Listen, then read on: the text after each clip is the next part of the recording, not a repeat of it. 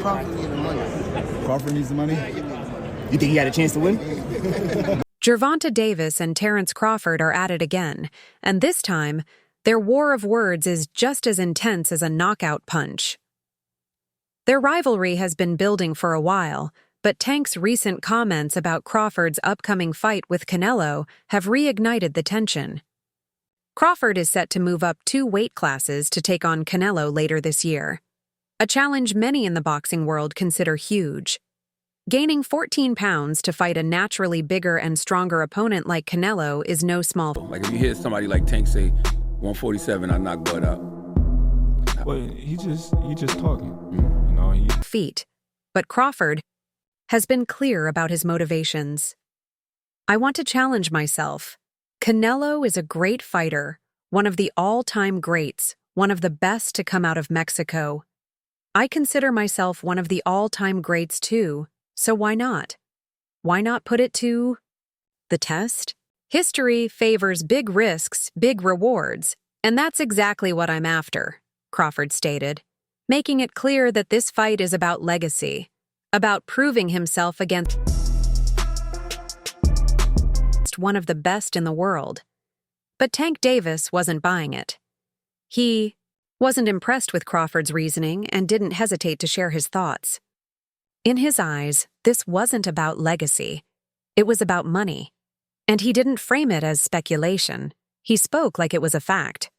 According to Tank, Crawford took this fight for one reason only: a big payday.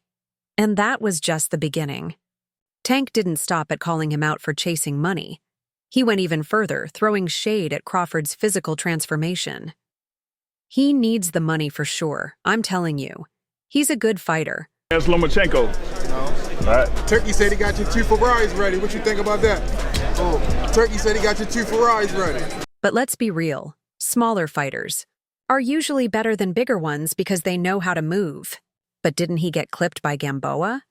So how the hell is he looking this strong now? Over the past year, he hasn't been getting clipped or anything. That's that snack stuff, I'm telling you. Y'all laugh now.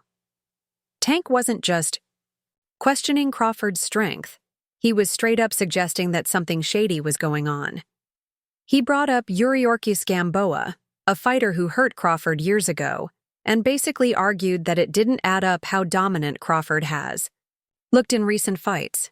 And just to make sure people really got his point, Tank mentioned Snack, Victor Conti's nutrition. Jail for it. Talking about Victor Conti. He went to jail, right? Victor Conti? Yeah. And he the owner of the snack shop. Right? And he went to jail for it. Now it's like, you see, I don't want to throw him out of the bucket. Program, which has a history in boxing, not always for the right reasons. Whenever fighters are linked to Snack, there are always whispers about performance enhancers and whether their strength is truly natural. Tank didn't outright accuse Crawford of anything, but he knew exactly what he was doing by throwing that name into the conversation. He wanted people to question Crawford's performances, to wonder if something unnatural was behind his success. Crawford wasn't about to let that slide. He fired back just as hard, going straight for Tank's ego. Why is... What champ? Come on, man. Tell me what belt. You know boxing. You forgot Devin Haney is undisputed. Devin Haney got all the belts. He the champ. Nobody else the champ. I'm gonna come up here where the big boys at. Right. He talking like, he's the greatest in the sport? Little dude hasn't even fought anyone, Crawford said, making it clear he wasn't impressed. But this wasn't just a clapback. It was a reminder of the biggest criticism against Tank. Despite being one of boxing's biggest names, his resume lacks the toughest competition. He hasn't fought Devin Haney, Shakur Stevenson, or Vasily Lomachenko. Fighters fans have been calling for him to face for years. Crawford knew exactly where to hit, and he made sure everyone was paying attention. Crawford didn't stop there. He took it even further, making it clear that Tank has never been truly tested the way he has. In his eyes, the only way... He can be like all the other fighters that's moving up 2 weight classes and, daring to be great. You would fight him. Man, tell him to come up there. You got to come to win 54. He said I got a glass chin. So tell him come and touch it. Oh, man. Tank will learn as if he gets dropped by an opponent. But Crawford wasn't just talking about fights. He was talking about humbling experiences, the kind that force a fighter to dig deep when they're in serious trouble. Unlike Tank, Crawford has faced killers in the ring, taken damage, battled through adversity, and still come out on top. But when he looks at Tank, he doesn't see the same struggles, the same tests of character. And I thought Big Bro first to Tank, right? And then, or is it... Whoever. I told Tank. Tank know what's up. You know what I mean? He know what he up against when he fights Shakur or Keyshawn. You know what I mean? He want to fight these guys that everybody in the world know that ain't gonna give him no fight. to drive his point home, he even threw his support behind Lamont Roach, the man Tank is set to fight next. The guy he's fighting, Lamont, that's a fighter who has more balls than he will ever have, Crawford declared. Crawford didn't just praise Roach, he used him to take a direct shot at Tank's entire approach to boxing. He was making a clear statement. Roach, a fighter with far less fame and fewer big paydays, is still more willing to take risks than Tank has ever been. And that cuts deep, because if there's one thing Tank doesn't want to be seen as, it's a fighter who plays it safe. According to Crawford, Lamont Roach isn't handpicking opponents like Tank does. I got a question for you, Tank. At 147, how does a fight with you and Terence Crawford look?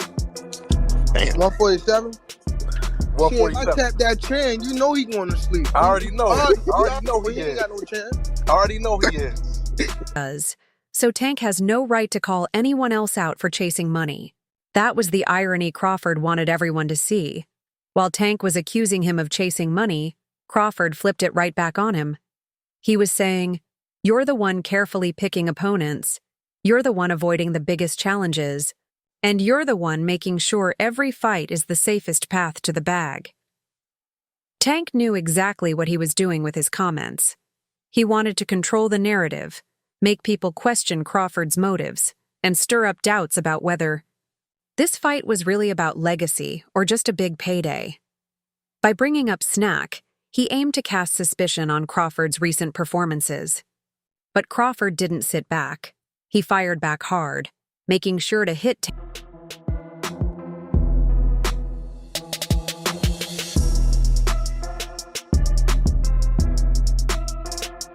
Tank where it hurt. And with the way things are going, this back and forth is far from over. Tank has never been one to follow the crowd. While other boxing stars are chasing massive paydays in Saudi Arabia, he's standing firm in the U.S., refusing to let the sport be controlled by outsiders who, in his words, don't know nothing about the sport. As big names like Crawford, Canelo, and Ben sign deals and fly across the world to fight under Turki Al Sheikh's banner, Tank remains uninterested. He has his own empire to build and won't let anyone dictate his moves. For Davis, it's Terence Crawford is good, but he's not what people make him the same. He's not pound for not just about money, it's about the integrity of the sport. And after witnessing what happened during the recent Saudi Arabia card, he's more convinced than ever that staying put was the right choice. You guys saw it. Al Sheikh looked at the scorecards, he pointed out, making it clear he wasn't just throwing out baseless accusations. During the Carlos Adames versus Hamza Shiraz fight, Al Sheikh was caught on camera standing behind Shiraz's corner, holding up 2 fingers. Many believe it was a signal that Shiraz needed a knockout to win. Moments later, the What I care about these titles for? You can't eat no belt. Makeup covers up a lot of imperfections. Matchmaking can do the same thing. What are you scared of? In this sport, it's like your job never done it. Anybody could be undisputed in the right fight. You want me to go sell a title that I didn't work my whole life for, but boxers do that. How can fight ended in a highly questionable draw, allowing Adams to retain his WBC middleweight title. The WBC and the British Boxing Board of Control dismissed the concerns, insisting that Al Sheikh couldn't have known the scorecards. But Davis isn't buying it. He saw what he saw, and if the sport's biggest power players are willing to look the other way, it only confirms his suspicions. Davis has been in boxing long enough to know that corruption, bad decisions, politics, and Right now, Saudi Arabia is swallowing up the sport. Canelo Alvarez just signed a favoritism have always been part of the game. But this feels different. To him, it's not just shady business as usual. It's the entire sport being taken over by one man with unlimited money. And he's not about to play along. They were saying, "Man, we gotta get Tank over. Here for a fight with Shakur." "Man, I already know what you're going to do." He knows exactly why they want him in Saudi Arabia. A fight between him and Shakur Stevenson would be massive, one of the biggest events in boxing. But for Davis, it's not just about the paycheck. It's about the bigger picture. He sees how things are being run over there, and he doesn't like it. And let's be real. Davis doesn't need to go anywhere. He's already a superstar. His upcoming fight against Lamont Roach Jr. is set to break records at Brooklyn's Barclays Center, generating the highest-grossing live boxing gate in the arena since he last fought there 3 years ago. He's the biggest draw in the lightweight division, and massive fights with Lomachenko, Stevenson, and Garcia are all on the horizon, each one a multi-million-dollar event waiting to happen. But here's the real question. Will those fights even take place in the U.S. anymore? Right now, Saudi Arabia is swallowing up the sport. Canelo Alvarez just signed a 4-fight deal. Is that just you being competitive, like when that happens? Or is it like... I just really don't like that dude. Why though? Cause I just don't like him. Like I really don't like him. I don't like. It's not your cup of tea. That's just not your. I don't like nothing about him. Deal with Turki Al Sheikh, locking him into fights in Saudi Arabia for at least 3 events, including skipping his traditional Cinco de Mayo fight in Las Vegas to fight there instead. Terence Crawford is set to fight in Saudi in September. David Benavidez, after insisting he wanted to stay in the USI, was just seen meeting with Al Sheikh. And even Oscar de la Hoya, instead of hosting a massive Latino fight night in cities like LA, Phoenix, or San Antonio, took the event to Saudi Arabia instead. The U.S. is losing its grip on big-time boxing, and Davis is one of the last stars standing. Not all money's good money. That's the part a lot of... Sent to me 2 Ferrari to play in Saudi Arabia. I said to him, "We will send you 2 gloves if you want to play in Saudi Arabia." That's it. He said to me, "Send to me 2 Ferrari to play in Saudi Arabia." These fighters don't understand, Davis said. The Saudi checks are massive, but at what cost? Fighters are giving up control, influence, and the ability to dictate their own careers. Davis isn't blind. He sees what's happening. He's not saying fighters shouldn't get paid, but at what cost? "I just don't like how this guy comes into the game and he doesn't know anything about the sport. Nothing." And that's the core issue. Al Sheikh isn't a lifelong boxing promoter. He's not a fighter. He's a Saudi government official with... David, he said to me, "Send to me 2 Ferrari to play in Saudi Arabia." I said to him, "We will send you 2 gloves if you want to play in Saudi Arabia." That's it. Deep pockets and a mission to turn his country into a global sports hub. He's bringing in boxing legends like Roberto Duran, putting together extravagant fight cards, and making moves that traditional promoters wouldn't dream of. But he's also making fights that don't make sense, like Canelo versus Crawford, a matchup with a massive size disadvantage. Canelo is a natural super middleweight who has even fought at light heavyweight, while Crawford, for all his greatness, is a welterweight. Under normal... If not, y'all gonna give it to him. So that's what made me like, oh yeah, I see what's going on. So now, give me 2 or 4 or 3 Ferraris. If not, ain't no point in me going over there for. Y'all got the money to do it. 2, 3, 4 Ferraris. Because I heard you said... In normal circumstances, this fight wouldn't even be considered. But Al Sheikh is making it happen. Not because it's right for the sport, but simply because he can. Now there's talk of him creating new boxing leagues, completely reshaping the sport's structure. He's already backed a WBC league for young fighters, and insiders say another league announcement is coming soon. To Davis, This is exactly why he's staying away. Boxing is being restructured by someone he believes doesn't truly understand. I was advised that. When my judge told that was the first time I've been, you know what I mean? For sure. So, obviously, Drake and Kendrick, nigga, that's the hottest shit in the culture right now. Drake and Kendrick went at it. Everybody talking about it. When you listen to these records, what you feel? Like who's winning? Like what Tank is listening to right now? I ain't listen to it. He watches as fighters line up to kiss the ring, chasing paychecks without asking questions, while he stands alone, refusing to fall in line. Everyone's going over there, and Tank keeps hearing the same thing. I'm going to do this. I'm going to do that. But his frustration is clear. You don't know anything about the sport. How are you going to do that? He's watching boxing's biggest names sell out in real time, and no one is questioning whether it's actually good for the sport. The truth is, Davis is in a rare position. He's one of the few fighters who can afford to take this stand. Most boxers... I just don't like how this guy come in the game and he don't know nothing about the sport. Like, he don't know nothing about the sport. And everybody going over there. Like, he wasn't even picking, like, at first he wasn't even picking people that know stuff about the sport and position. He was just saying, like, yeah. Don't have the luxury of turning down massive paydays, but Davis does. He's already one of the highest paid fighters in the world, selling out arenas and pulling huge pay-per-view numbers. He doesn't need Saudi money. He's got financial security, and that gives him the power to say no. And he's got a vision. He wants to be the face of boxing in America. He wants to keep the sport alive in Vegas, New York, and Los Angeles, making sure the biggest fights happen on home soil, not halfway across the world under rules and conditions he doesn't trust. That's why his fight against Roach Jr. matters. It's not just about defending his title. It's about proving that boxing in the U.S. is still strong, that a fighter can be a massive star without taking Saudi money. Are you just not interested in fighting over there? It's not that, but they came at me wrong the first time they ever came at me, which they said I will fight Devin. And then when he was saying, like, Devin was his guy. So I'm like, if Devin your god... And that there's still a future for American boxing. But after this fight, what happens next?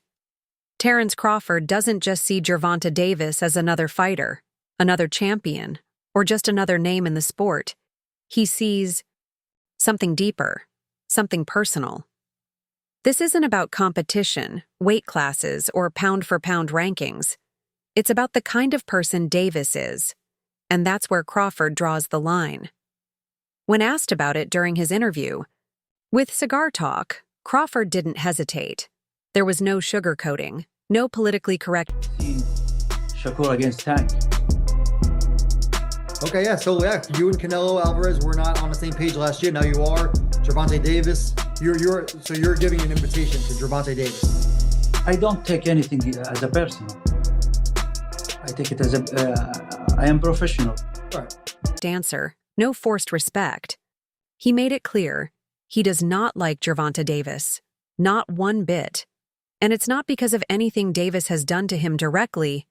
It's because of who Davis is, how he carries himself, and what Crawford sees as a false sense of arrogance, shielded by fame, money, and bodyguards.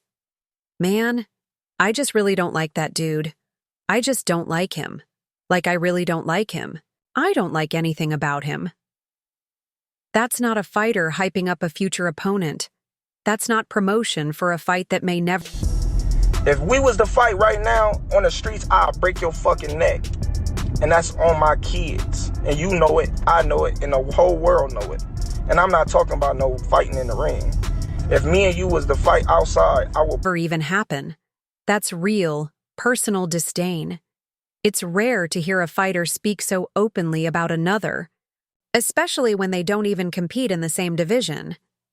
But that's just how Crawford operates. He doesn't bite his tongue, and he doesn't pretend to respect someone just because they share the same profession.